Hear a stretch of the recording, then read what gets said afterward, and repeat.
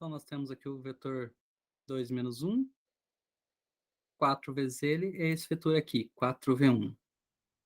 Agora, nós pegamos o vetor menos 1, 1, multiplicamos por 3, resultando nesse vetor aqui, que chamamos de 3v2. Quando nós somarmos os dois, o que vai acontecer? Ó, a gente pode pegar esse vetor pontilhado 3v2 e colocar na extremidade inicial dele, na extremidade final do vetor 4v1. Eu não consigo copiar e mudar para cá, como eu gostaria, mas enfim. Aqui a gente vê que ele sobe 3 unidades e vai 3 unidades para a esquerda. Então, subindo 3 unidades aqui, a gente vem até aqui. Indo 3 para a esquerda, a gente vem até aqui. Esse, de fato, é o vetor 4v1 mais 3v2. Então, resultou nesse vetor aqui, pegando o vetor da base, o vetor v1 da base, o primeiro vetor da base A, multiplicando por 4, pegando o segundo vetor da base A, multiplicando por 3, e somando os dois resultados, resulta nesse vetor 4v1 mais 3v2 aqui. Eu vou apagar aqui só para ficar mais fácil de visualizar. Agora vamos para a base B.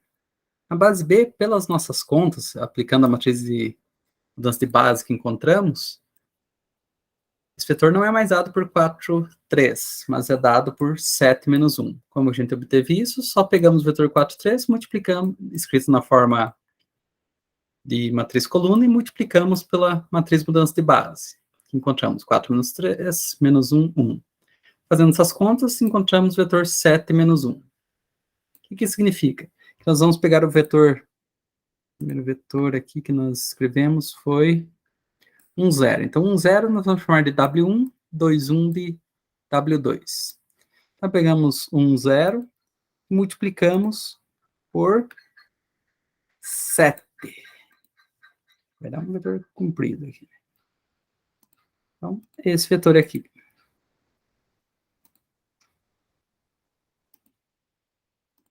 Esse vetor pontilhado em azul aqui, o vetor 7W1.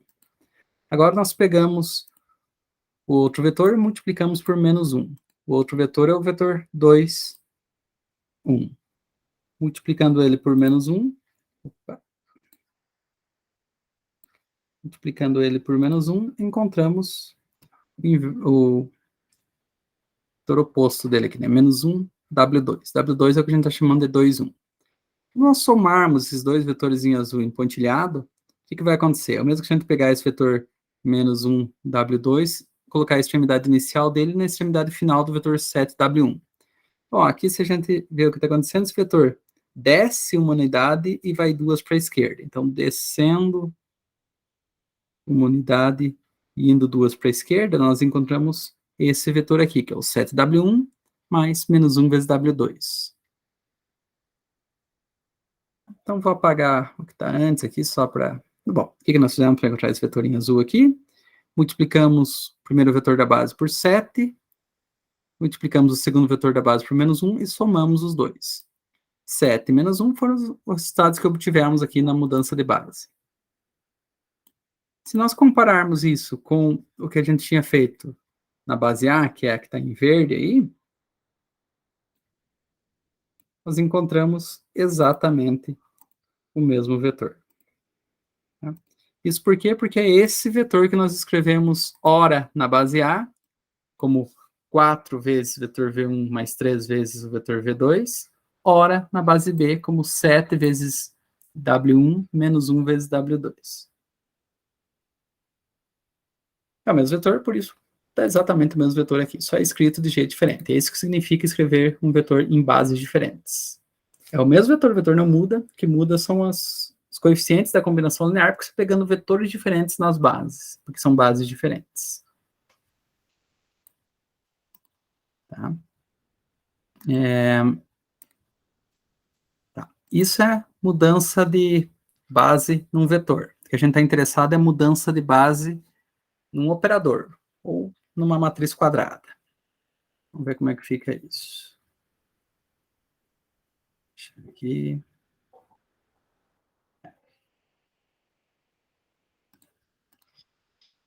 Então, o resultado é o seguinte. Um teorema, seja T um operador linear sobre o espaço vetorial V.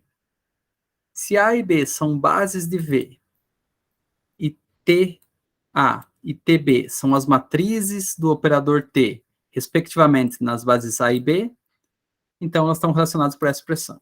Antes de a gente ir para essa expressão, vamos só ver aqui que quando nós temos um operador linear, nós sabemos que fixada uma base do espaço vetorial, nós temos uma matriz correspondente a ele. Essa relação é de 1 para 1. Então, dado um operador, tem uma matriz, dado uma matriz, temos um operador desde que a base seja fixada. O que significa? Que se nós mudarmos a base, a matriz muda.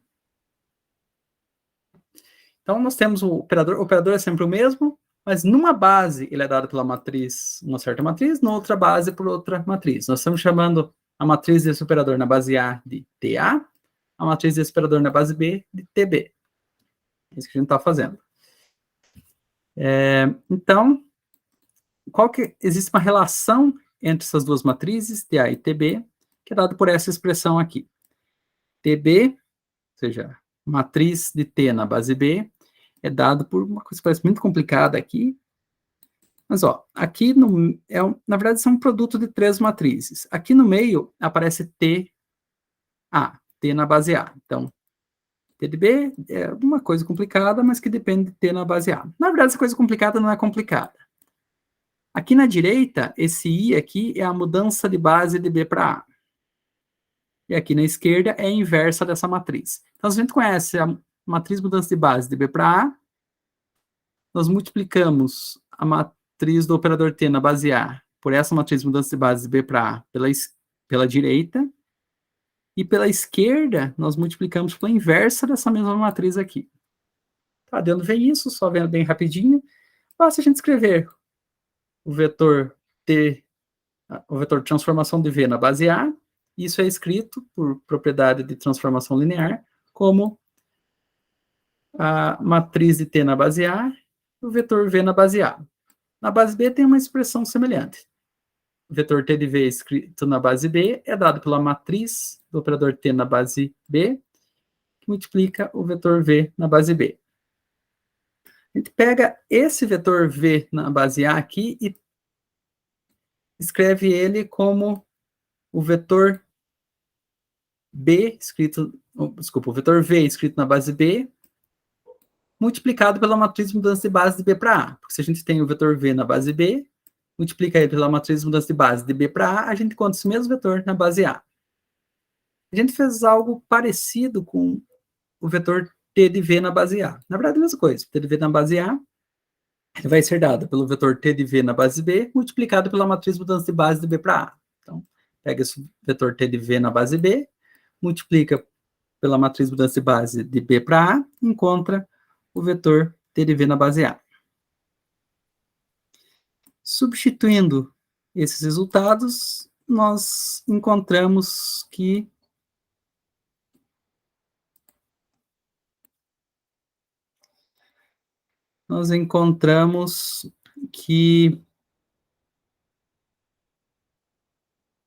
a matriz de mudança de base de B para A multiplicada pelo vetor T de V na base B é igual a matriz de T na base A, que multiplica a matriz de mudança de base de B para A, que multiplica o vetor V na base B. Adiando vem isso, a gente pega TV escrito na base A, usa essa expressão, que vai estar aqui embaixo, na linha de baixo aqui, essa expressão. E essa primeira expressão é simplesmente essa mesma... não, essa aqui é simplesmente a definição da matriz do operador A, né, que está aqui em cima. Essa daqui. Primeira linha. A primeira linha é essa expressão aqui de cima. A segunda igualdade vem dessa expressão aqui.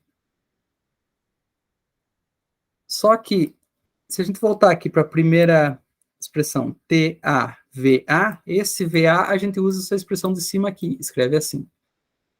T na base A, matriz de mudança de base de B para A, que multiplica V de B. Esse termo sozinho aqui é só o que está aqui, que é o VA, que é isso daqui. Tá? Agora o que a gente faz? A gente tem essa expressão aqui, vou separar ela é expressão importante.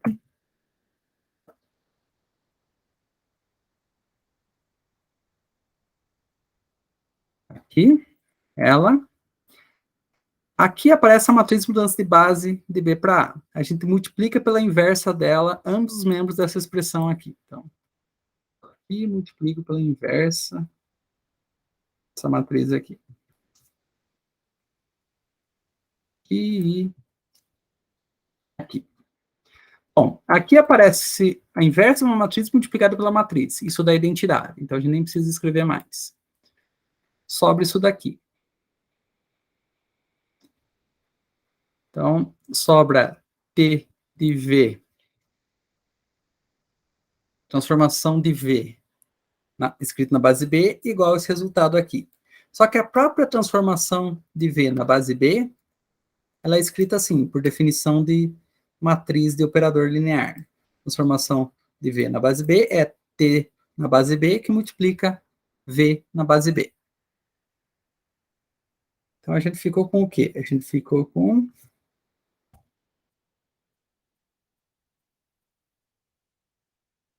matriz de T na base B, que multiplica V de B, igual isso daqui tudo. Inversa da matriz de mudança de base de B para A, que multiplica matriz de T na base A, que multiplica matriz de mudança de base de B para A, que multiplica V na base B. Como em ambos os membros aqui aparece V na base B, na base B aqui e aqui, e isso vale para todo o vetor V, nós temos que o que tem que ser igual é tudo que está aqui sem esse vetor V. Então, a gente apaga o V daqui, apaga o V daqui também. Sobrou esse resultado, que era o que a gente estava buscando. Uma transformação desse tipo é chamada uma transformação de similaridade da matriz, e duas matrizes, T de A e T de B, satisfazendo uma relação desse tipo, são ditas matrizes semelhantes. Mas são só nomenclaturas.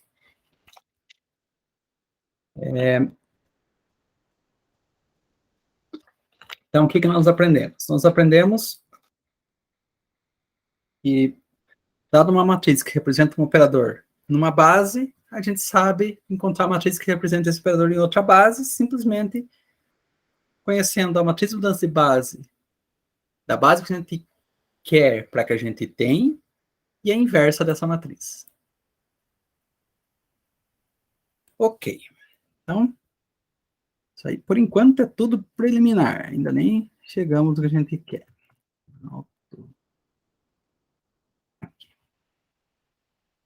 Agora, deixando isso de lado um pouco, voltando a falar de autovalores e autovetores.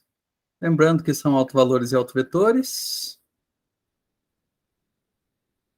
Autovalores e autovetores, nós vimos na última aula. São, dado um operador linear T sobre um espaço vetorial V, um vetor V desse espaço não nulo é chamado de autovetor do operador linear T se existe um número lambda satisfazendo essa expressão aqui. Então, um autovetor não é o vetor nulo, que satisfaz esta equação, onde lambda é um número chamado autovalor, para um dado operador linear T. Nós temos um teorema que nós... Assim, a prova vai estar ali para vocês nas notas. Você não vai ver agora a demonstração desse teorema. Se vocês tiverem dúvida, vocês perguntam aí para o tutor ou para mim. O teorema diz o seguinte: autovalores diferentes do mesmo operador linear correspondem a autovetores linearmente independentes. Em outras palavras, se nós temos, digamos, dois autovalores distintos em um operador linear, os autovetores associados a esses dois autovalores são linearmente independentes.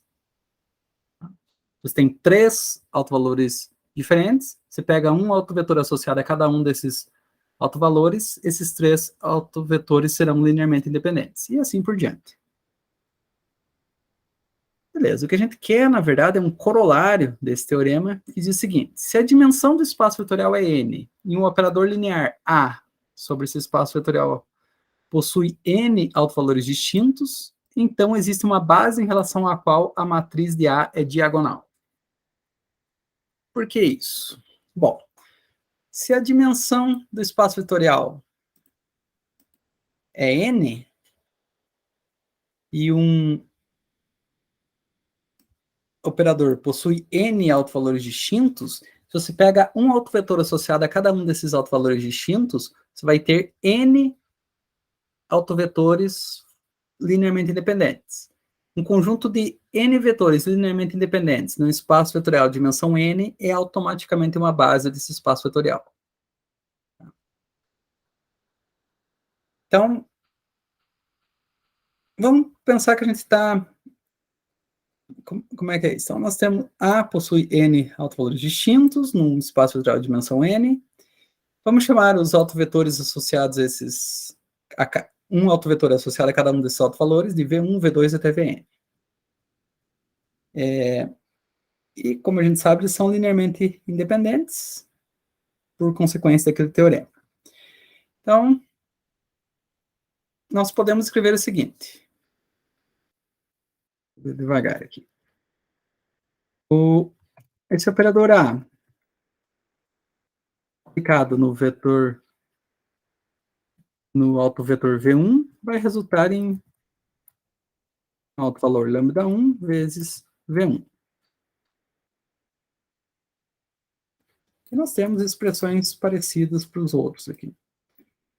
O operador A atuando no autovetor V2 resulta em lambda2 V2. O operador A atuando no autovetor V3 resulta em lambda3 V3. E assim por diante, né? Até o último, que é o...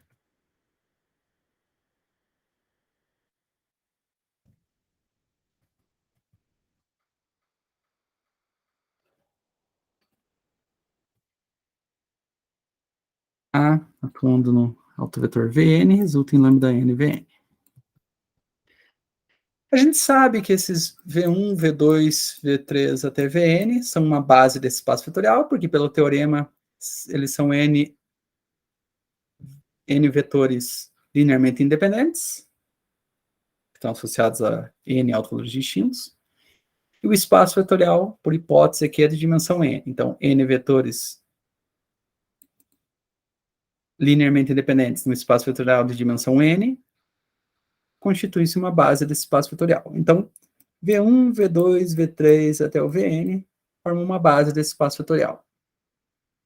Nós podemos escrever esse vetor aqui, transformação de V1, em termos dessa base aqui. Como a gente faz? É muito fácil. Transformação de V1 é igual a lambda1 V1, que é esse resultado que está aqui em cima, somado com 0 vezes V2, mais 0 vezes V3, até 0 vezes Vn. Todo o resto é 0. Então, fica lambda1, 0, 0, 0, 0, 0, 0. Transformação do vetor V2, a gente sabe que é lambda2 V2, mas a gente pode escrever isso como 0 vezes V1, mais lambda2 V2, mais 0 vezes V3, mais 0 vezes V4, assim por diante, é 0 vezes Vn. E dessa forma, escrevemos todos os A atuando em cada um dos seus autovetores linearmente independentes. O que está aqui é essencialmente a matriz que representa esse operador, porque é essa conta que a gente faz para encontrar a matriz que representa o operador. A gente pega o vetor de uma base, transforma por ele e escreve nessa mesma base. Exatamente o que está escrito aqui. Então, os coeficientes aqui são as colunas dessa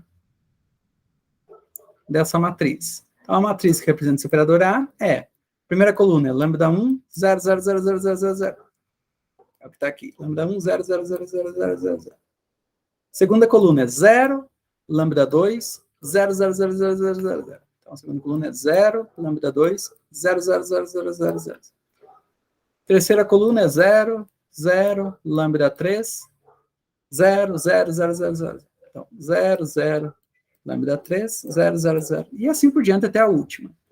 Isso aqui é uma matriz diagonal. Lembra que a gente começou a aula falando matriz diagonal? Uma matriz que fora da diagonal só tem zeros. Então é isso que esse corolário fala, né? Se a dimensão de n, se a dimensão do espaço vetorial V é n e um operador linear A de V em V possui n autovalores distintos, então existe uma base em relação a qual a matriz A é diagonal. Essa aí. É a base dos autovetores dessa matriz. E essa base é chamada de autobase desse operador. Um exemplo, seja o operador linear T do R2 no R2, dado por transformação de xy, igual a menos 3x menos 5y, 2y. A matriz canônica desse operador é essa daqui. Menos 3, menos 5, 0, 2. A equação característica, vocês já aprenderam a calcular, né? Calcula determinante A menos lambda vezes a matriz de identidade igual a 0. Opa, 0, não, 0. Isso aí vai ser, neste caso, a matriz 2 vai ser menos 3 menos lambda, menos 5, 0, 2 menos lambda. Esse determinante tem que ser igual a 0. Então, vocês calculam esse determinante aqui, igualam a 0, e chegam nessa equação aqui. Novamente, está buscando as raízes de um polinômio de grau 2, porque a gente está no R2 novamente. E resolvendo essa equação do segundo grau aqui, encontramos que lambda 1 igual a 2 e lambda 2 igual a menos 3 são os autovalores desse operador. E como a gente viu aqui em cima,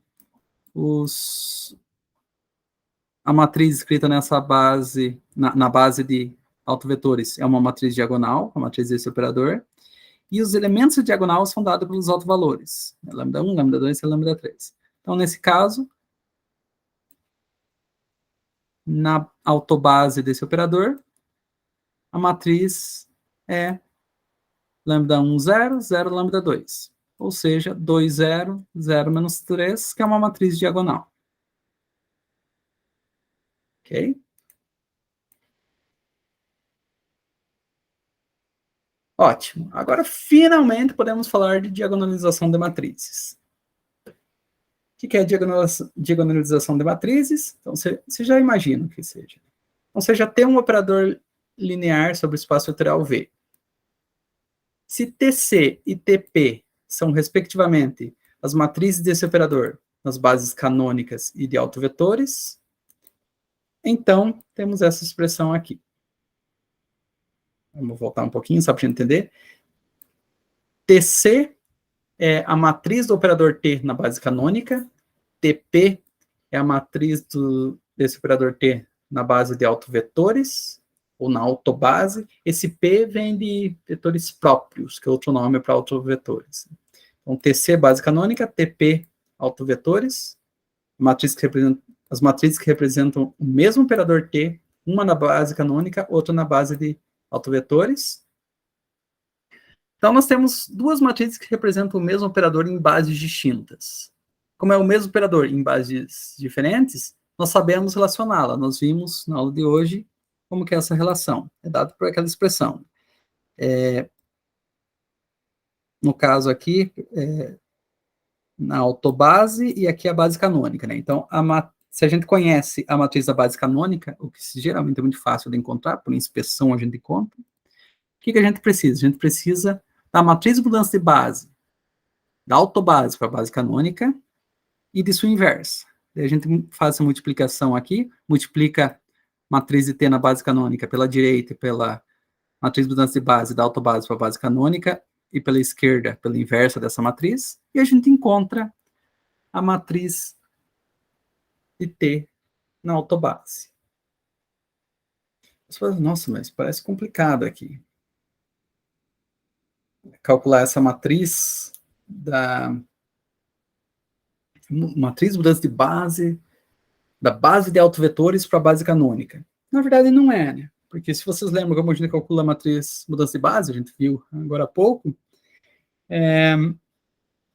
as colunas dessa matriz são dados pelos vetores dessa base escritos nessa base. Bom, essa base aqui de cima é a base de autovetores, a de baixo é a base canônica. Então, basicamente, você precisa escrever os autovetores na base canônica, que em geral é como você já escreve eles. Se você encontra os autovetores do operador linear, eles já vão estar escritos na base canônica. Então, você pega os autovetores do operador, esses autovetores serão as colunas desta matriz aqui.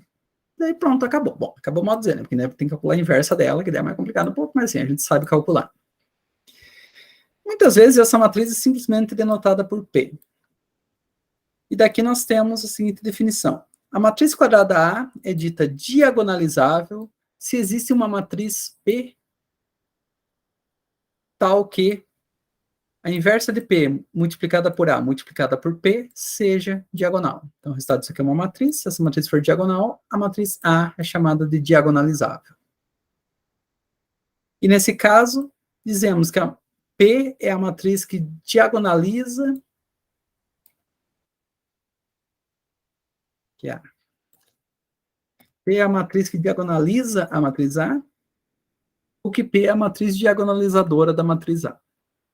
Então, para encerrar, vamos ver um exemplo. Determine uma matriz P que diagonaliza essa matriz aqui. Matriz A, 3 por 3, 3 menos 1, 1, menos 1, 5 menos 1, 1 menos 1, 3. E calcule a inversa de P, que multiplica A, que multiplica P. Bom, o primeiro passo é encontrar os autovetores dessa matriz. Aí fica como exercício para vocês mostrar que os autovetores dessa matriz são 1, 0, menos 1, associado ao alto valor 2, 1, 1, 1, associado ao alto valor 3, e 1, menos 2, 1, associado ao alto valor 6. Então, o que a gente faz? A gente pega esses autovetores aqui, 1, 0, 1, 1, 1, 1, 1, menos 2, 1, e escreve eles como colunas da matriz diagonalizadora P. Então, 1, 0, menos 1, está aqui, 1, 0, menos 1. 1, 1, 1, está aqui, 1, 1, 1. 1 menos 2, 1, está aqui, 1 menos 2, 1. Pronto, essa é a matriz diagonalizadora da matriz A. Muito fácil, né? Só conhecendo os autovetores associados a autovalores distintos, acabou, não tem mais o que fazer. Bom, não tem mais o que fazer nessa parte, que determine uma matriz P que diagonaliza essa matriz A. Então, aqui acabou essa primeira parte. Só que tem a segunda parte, que o exemplo pede para calcular isso aqui. Inversa de P a P. Aí tem que calcular a inversa dessa matriz, também fica como exercício para vocês mostrar que a inversa da matriz 1, 1, 1, 0, 1, menos 2, menos 1, 1, 1, é a matriz meio, 0, menos meio, 1 terço, 1 terço, 1 terço, 1 sexto, menos 1 terço, 1 sexto. E a gente faz essa conta aqui, a inversa de P que multiplica A que multiplica P. Então, aqui está a inversa de P, aqui no meio está A, aqui está P. Tem essas duas multiplicações matriciais, que dá uma contarada aqui, mas no final, se tudo é certo, você deve encontrar 2, 0, 0, 0, 3, 0, 0, 0, 6. Então, essa aqui é uma matriz diagonal, ó, fora da diagonal só tem zeros. Então, pronto, está diagonalizada a matriz A. E mais, aqui, ó, aparecem os números 2, 3 e 6 na diagonal. 2, 3 e 6, que são os autovalores da matriz A. Ok? Então é isso. Então, de diagonalização de matriz é isso. Bons estudos para vocês. Tudo de bom. Tchau, tchau.